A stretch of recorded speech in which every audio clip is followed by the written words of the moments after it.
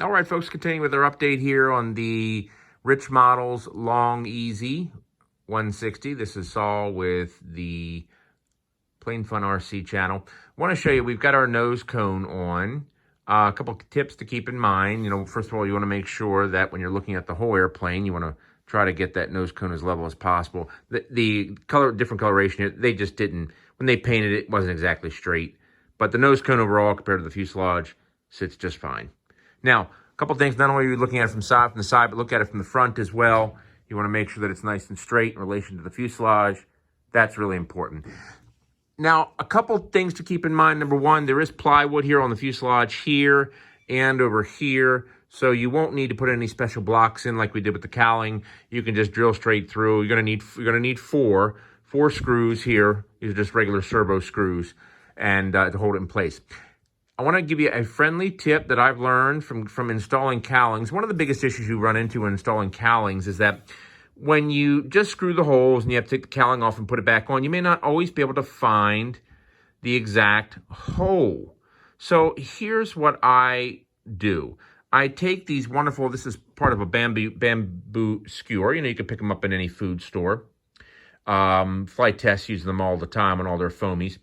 And you put in this case, 1, 2, and 3 holes, and just pass it through and then trim it flush with the cowling, or in this case, the nose cone.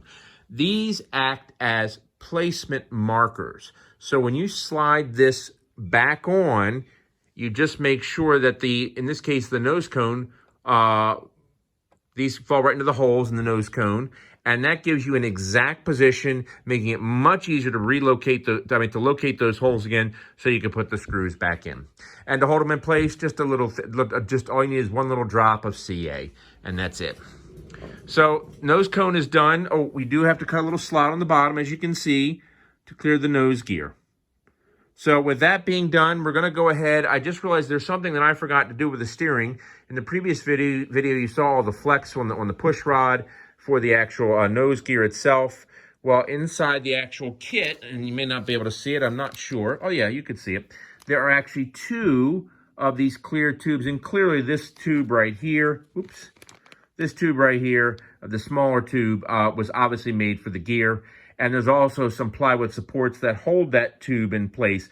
So we're going to go ahead, we're going to give that a try, put that in, see if that takes care of the problem. I do have another thin wing servo coming tomorrow, and I've got an idea of how I might be able to use that for the steering if this particular clear tube does not work and provide the stiffness we need for that push rod. The reason why we want to keep that push rod stiff is, once again, if we look at our nose gear, it naturally is cantered back.